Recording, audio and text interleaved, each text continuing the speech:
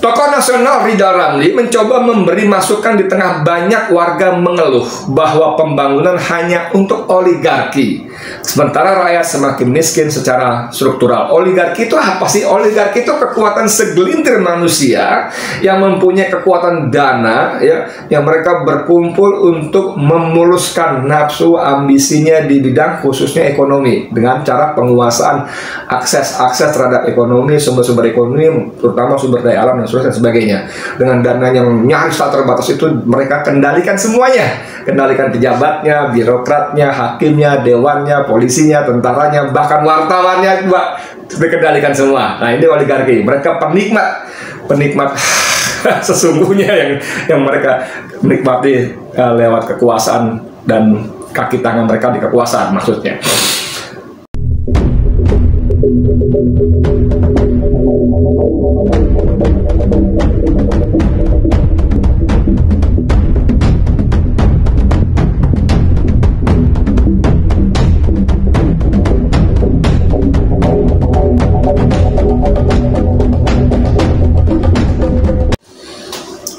Bismillahirrahmanirrahim. Assalamualaikum warahmatullahi wabarakatuh. Saudara, dengan saya lagi Edi Mulyadi dari Forum News Network FNN. Saudara sekalian, pembahasan seputar PKI, komunisme, dan yang terbaru ada soal patung di diorama Jenderal Nasution, Jenderal Soeharto, dan Kolonel Sarwoedi yang lenyap hilang di diorama Museum PKI di Makostrat, menjadi perbincangan topik yang betul-betul hangat. Ya, obrolannya dari mulai di televisi, di konten-konten YouTube seperti ini, di pemberitaan, di diskusi, di media sosial, di warung-warung kopi offline. juga lagi musim begitu. Kita memang menaruh perhatian serius dengan masalah-masalah seperti ini. Masalah ideologis, masalah pemberontakan PKI yang berulang kali, yang penuh dengan jejak berdarah. Namun meski demikian, saudara, saya ingin sedikit keluar dari jalur sebentar, bahwa ada yang mesti kita perhatikan ulang, bahwa para pendiri bangsa kita memproklamasikan, ya, berjuang dan akhirnya dengan izin dan rahmat Allah memperoleh kemerdekaan 76 tahun yang lalu, 17 Agustus tahun 45, adalah untuk intinya mensejahterakan rakyat kita, ya kan? Seperti dalam konstitusi kita, Undang-Undang Dasar 45 kita, dalam pembukaannya memang disebutkan bahwa membentuk sebuah negara itu untuk apa? Nanti saya bacakan, ya. Sebentar. Dalam konstitusi kita jelas-jelas disebutkan bahwa di paragraf 1, 2, 3, 4, ya. Dalam paragraf 4 itu disebutkan bahwa begini kalimatnya. Kemudian daripada itu, untuk membentuk suatu pemerintah negara Indonesia, satu, ya, yang melindungi segenap bangsa Indonesia dan seluruh tumpah darah Indonesia, dan untuk memajukan kesejahteraan umum, mencerdaskan kehidupan bangsa, dan ikut melaksanakan ketertiban dunia berdasarkan kemerdekaan, perdamaian abadi, dan keadilan sosial, maka disusunlah kemerdekaan kebangsaan Indonesia, bla bla bla bla bla. Jadi para pendiri bangsa kita berdarah-darah, mengorbankan harta, nyawanya bahkan, itu untuk memberikan suasana peninggalan warisan yang sungguh-sungguh sangat berarti kepada anak cucu mereka. Siapa? Kita dan juga anak cucu kita kelak. Saya baca ulang paragraf keempat, ya. Kemudian daripada itu, untuk membentuk suatu pemerintah negara Indonesia yang melindungi segenap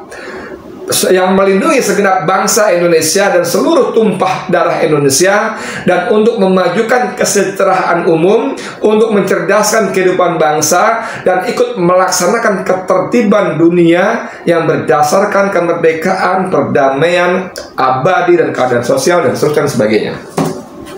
Jadi ada tujuan kita, maka menjadi wajar ketika hal ini terjadi, kita sebagai anak bangsa bertanya ulang, sudahkah tujuan cita-cita mulia para bapak dan ibu pendiri bangsa kita? Kalau saya sebut ibu karena Profesor Husnul Maria suka protes kalau sebuah acara kita dengan para bapak pendiri bangsa, dia protes. Ibu juga dong, oke, dan kita sebut ibu, ya.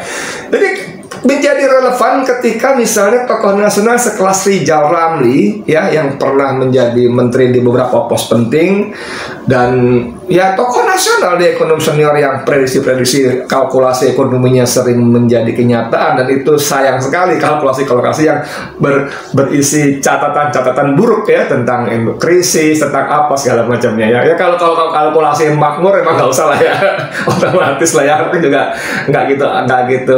Tapi kalau dia berikan warning soal prediksi ekonomi yang memburuk, kan perlu kita antisipasi sebetulnya seharusnya ya. Kembali ke soal ini tadi, bahwa Rizal Ramli mempertanyakan pembangunan untuk siapa? Pembangunan untuk siapa? Seperti dalam telusur Koedi yang ditulis hari ini ya, 29 September ya. Ini dia. Pembangunan Rizal Ramli pertanyakan pembangunan untuk siapa? Ini tokoh kita ya. Saya bacakan sedikit beritanya ya. Gini, bunyinya begini. Tokoh nasional Rizal Ramli mencoba memberi masukan di tengah banyak warga mengeluh bahwa pembangunan hanya untuk oligarki, sementara rakyat semakin miskin secara struktural. Oligarki itu apa sih? Oligarki itu kekuatan segelintir manusia yang mempunyai kekuatan dana ya, yang mereka berkumpul untuk memuluskan nafsu ambisinya di bidang khususnya ekonomi dengan cara penguasaan akses terhadap ekonomi, sumber-sumber ekonomi, terutama sumber daya alam dan sebagainya. Dengan dana yang nyaris tak terbatas itu mereka kendalikan semuanya, kendalikan pejabatnya, birokratnya, hakimnya, dewannya, polisinya, tentaranya, bahkan wartawannya juga dikendalikan semua. Nah, ini oligarki. Mereka penikmat sesungguhnya yang mereka menikmati lewat kekuasaan dan kaki tangan mereka di kekuasaan maksudnya. Mari kita ubah pembangunan untuk memakmurkan rakyat. Manfaat pembangunan ekonomi untuk semua orang atau share growth, bukan hanya untuk investor. Ulang yang itu. Kata Rizal Ramli begini, mari kita ubah pembangunan untuk kemakmuran rakyat. Manfaat pembangunan ekonomi untuk semua orang atau share growth. Ulang lagi ya. Mari kita ubah pembangunan untuk kemakmuran rakyat. Manfaat pembangunan ekonomi untuk semua orang atau share growth, bukan hanya untuk investor, ujar Rizal Ramli ya, kemarin Kamis ya. Oh, hari ini sorry. Wah, udah kehilangan. sorry bro ya. Mega Kuningan, menurut dia yang benar, sorry lagi ya. Menurut dia yang benar itu pembangunan sektor pertambangan, real estate, dan lain-lain harus untuk rakyat. Maksudnya manfaatnya ya, rakyat menikmati secara nyata, maksudnya begitu. Mega Kuningan contohnya katanya, pada waktu itu arsiteknya Insinyur Nugroho dari ITB.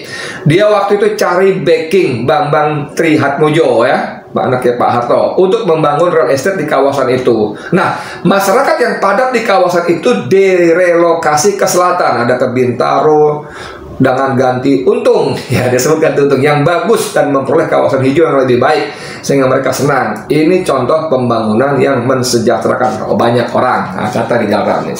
Jadi apa yang dikatakan Rizal Ramli ini menjadi menarik betul ketika suasana setelah 76 tahun kita merdeka, rakyat tidak kunjung sejahtera seperti harapan para pendiri bangsa ya. Tidak punya sejahtera, bahkan banyak sekali kebijakan pemerintah penguasa yang justru membuat mereka miskin, memiskinkan mereka. Terjadilah pemiskinan struktural. Nah, dalam konteks ini misalnya ketika Hari Agraria atau Hari Tani beberapa waktu lalu, juga Rizal Ramli dengan Proden ya, pro demokrasi, membuat siaran pers, membuat apa sih namanya press conference, mengundang teman-teman wartawan untuk bicara soal ini, lebih khusus soal Sentul City, konflik lahan Sentul City dengan warga masyarakat di sana yang kebetulan juga ada seorang laki-laki yang bunyinya kencang bernama Rocky Gerung.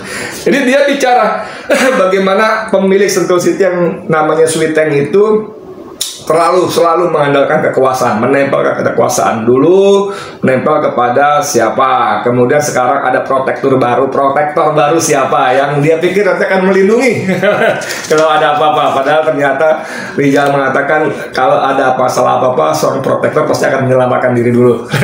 Tidak peduli dengan orang yang dilindungi, yang tentu saja tidak gratis perlindungannya ya. Ada, kita paham lah itu, no free lunch, tidak ada makan siang yang gratis. Nah, Dia bahkan sempat bikin acara juga setelah di kantor Prodem itu di Bojongkoneng ya, dengan Prodem juga tentu saja, dan dia memberikan pidato yang sangat menarik bahwa dia katakan orang begini, bahwa konflik agraria, konflik pertanahan lahan antara penguasa yang di backup oleh antara pengusaha yang di backup oleh penguasa begitu banyak terjadi terhadap rakyat kita, dan karena mereka memiliki kekuasaan, memiliki power, maka sering sekali rakyat yang selalu menjadi korban. Jadi dikatakan bahwa hak-hak para petani justru angka konflik tanah yang terus membengkak, jumlah konflik agraria yang sulit menemukan titik penyelesaiannya. Kenapa sulit? Karena karena para pengusaha mendompleng, menempel, membayar bahkan menyewa oknum-oknum pejabat dan birokrat, termasuk pejabat militer dan polisi ya. Dia ada data misalnya ya, mana nih? Di Indonesia saja menurut catatan Konsorsium Pembaruan Agraria KPA pada 2019 tahun lalu, 2 tahun lalu maksud saya, terjadi 279 konflik agraria melibatkan tanah seluas 734.239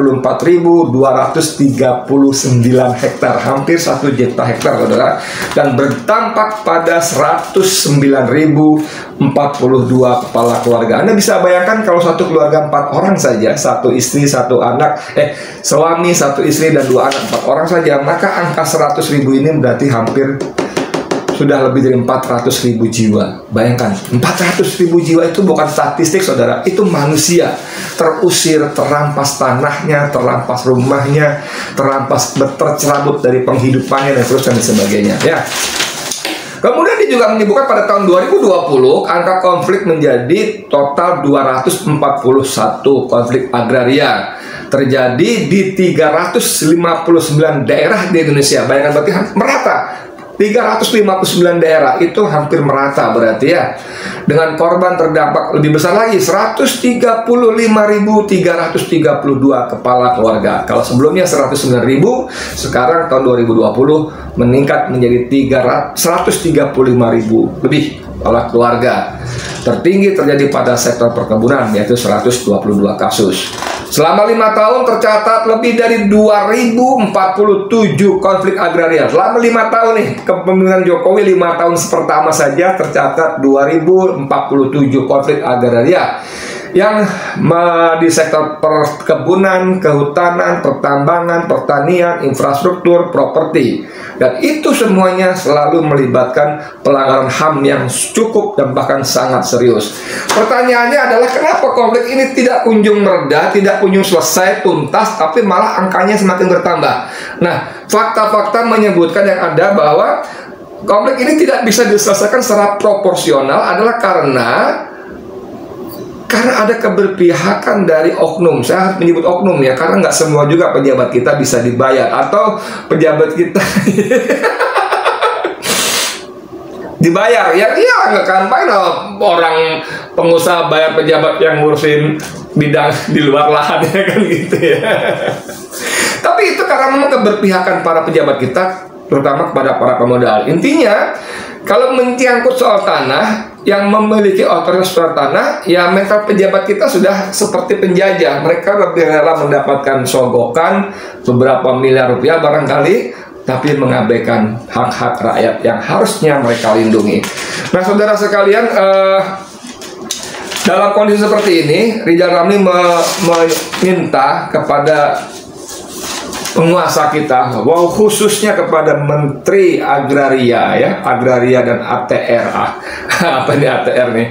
Agraria dan Tata Ruang ya, atau sekaligus Kepala BPN, Badan Pertanahan Nasional, bukan pertahanan ya, Pertanahan Nasional, untuk satu, memaklumatkan moratorium nasional penggusuran rakyat. Jadi dihentikan tuh penggusuran nasional, penggusuran rakyat, lalu dari tanah yang dikelolanya di atasnya, baik atas nama sektor perkebunan, kehutanan, pertambangan, pertanian, infrastruktur, dan juga properti. Hentikan tuh moratorium, hentikan gerakan moratorium nasional, hentikan secara nasional penggusuran rakyat atas tanah miliknya sendiri dengan berbagai dalih untuk perkebunan segala macam tadi ya. Dua, Rizal Ramli juga mendesak agar Menteri Pertanian, Pertanahan tadi untuk mengevaluasi, memeriksa dan mengaudit semua izin peruntukan penggunaan tanah, baik itu SIPPT, HGU, HGB dan lain-lainnya yang telah diberikan. Dievaluasi semua tuh. Kapan diberikan, berapa luas, kenapa diberikan, itu dievaluasi semua tuh. Pejabat-pejabatnya diteliti lagi tuh. Bagaimana ini bisa diberikan izin begitu besar, satu perusahaan bisa memiliki ratusan ribu hektar bahkan jutaan hektar. Yang ini istilahnya bagaimana? Terlalu banyak rakyat yang tidak memiliki sejengkal tanah pun, tapi terlalu sedikit manusia yang memiliki tanah sampai berjuta-juta hektar. Waduh, gila sekali ya.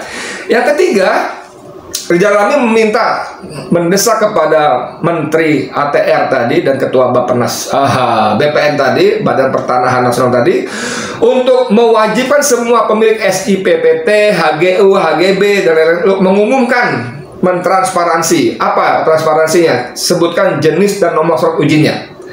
Lalu luas wilayah diberikan izin, berapa luas? Sekian ribu hektar, sekian ratus hektar, sebutkan.